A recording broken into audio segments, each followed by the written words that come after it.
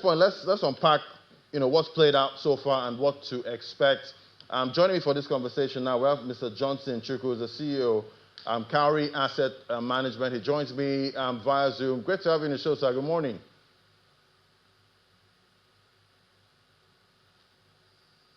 Hello, Mr. Johnson Chukwu. Yeah, good morning. Can you hear me? I can hear you. Fantastic. Great to have you. So definitely we have a shake-up at this point. Tell me about this transition. How are you seeing it? Did it come as a surprise to you? Yes, to some extent it came as a surprise to me because TAIWO just made the Minister of State for Finance a couple of weeks ago. But bear in mind that in leadership skills differ, and leadership competency required at any point in time may also differ. Probably the president feels that Mr. Oyedele has actually given his best, and that what he needs in terms of what the focus and priorities of the government in fiscal management will now be it may be something that he feels that TAIWO will handle better or would lead better. So it came as a surprise to me. But in terms of competencies, I absolutely believe more than 100% on TAIWO's ability to lead the Ministry of Finance. So do you think, is this the biggest reshuffle you think President TINUBU has made so far? Well, Ladi, I think it's the biggest reshuffle. The president had not done so many reshuffles other than the removal of the Minister of Defense and replacing him with the immediate past Chief of Defense Staff. Beyond that, that was one of the what we call landmark changes the president has done in his cabinet. This is one seemed to, in terms of in the economic space, this is the biggest we have seen. Of course, we've seen the removal of former Minister of State for Finance and reposting her to another ministry and bringing in TAIWO. But removing the substantive Minister of Finance and the coordinating Minister of Economy is always a story that resonates both in the capital market, in the entire financial system. Bear in mind that the history of this current civilian administration, we've only had maybe 2 or 3 of such instances. I remember when President Obasanjo removed then Minister of Finance, Dr. Kojo Kojiwala, moved out to Minister of External Affairs. That's one of the cases we have seen the minister removed. But this time around, in all the instances they were removed, they were posted to another ministry. This is the first time we are removing the Minister of Finance, and we are not really posting him to any other critical ministry. All right, so does this signal, a clear shift towards a tax-driven economy away from oil dependency? We know Mr. TAIWO Oyedele was definitely in charge of, rebranding, our whole the whole tax reform so far. So, this move, are we moving strictly into a tax-driven economy? Ladi, I won't just pigeonhole it into tax-driven economy. I would say that the government is focused on revenue optimization. Tax is one of the revenue sources of government. But the larger thing to do is that we are looking at a fiscal framework that is both creating improved revenue and also incentivizing private sector to go into productive activities. And if you look at the work TAIWO and his team did in reviewing the tax law and amending the tax law, there are provisions for tax allowances, minimum taxes, instances where there will be some people are exempted from taxes. And if the key thing you have to look at in that document that TAIWO championed, and if you also engage him one-on-one, you will observe that his focus is not just in terms of growing government revenue. The emphasis is also on ensuring that the private sector has room to breathe.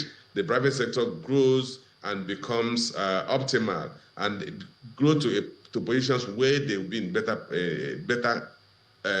where they have better capabilities to pay revenue to government. So it's not just a matter of taxes. It's about using the fiscal policy to incentivize us to stimulate economic growth that will ultimately lead to higher revenue. It's not enough to just tax all businesses to death. It's what incentives are you creating to allow the businesses to grow?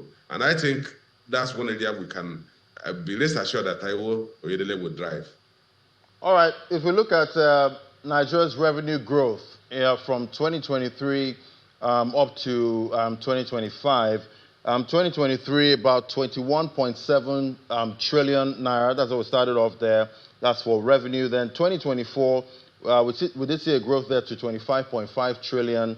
Then 2025 about 28.3 trillion naira. So we did see steady revenue growth under Mr. Edu. Then obviously we also did see total debt, public debt also rise steadily, even though revenue was also rising. So do you think Mr. Taiwo Oyedele can realistically double Nigeria's tax revenue, or is it too ambitious, given the structure of Nigeria's economy? Because we're making revenue, doesn't seem to be enough, but the debt stock keeps rising.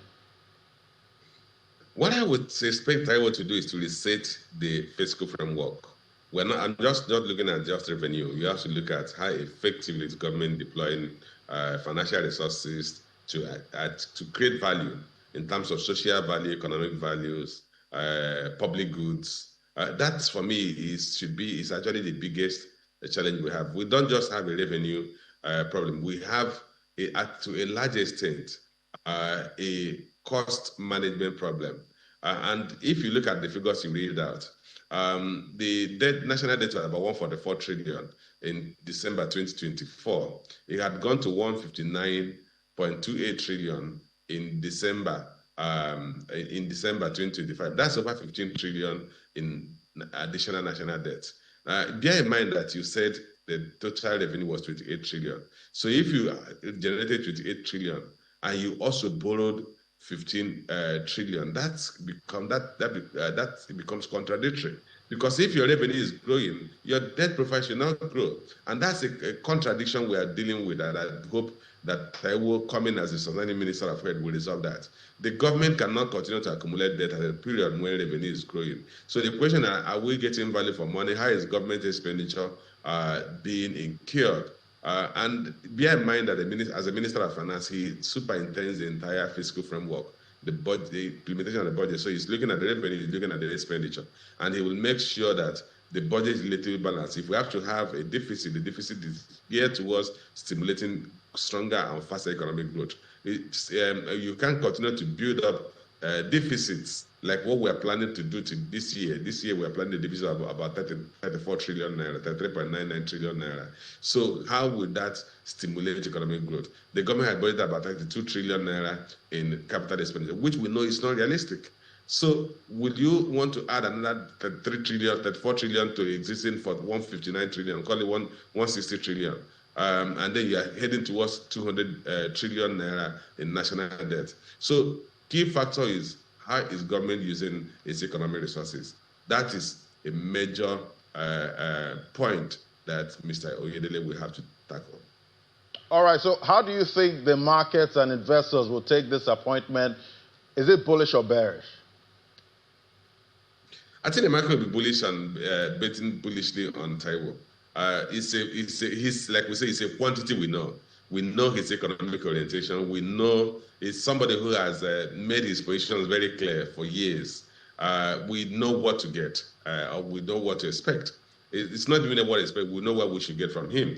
You can see he did a good job in transforming the law governing the tax system in the country. And we should expect him to achieve the same thing as the Minister of Finance. I think the market, like anywhere in the world, when you put the right person as the head of Ministry of Finance, the market reacts positively. All right, definitely. We'll keep looking out for that. Thank you so much, Mr. Johnson Chukwu, the CEO of Cowrie Asset Management. Thank you for coming on the show this morning.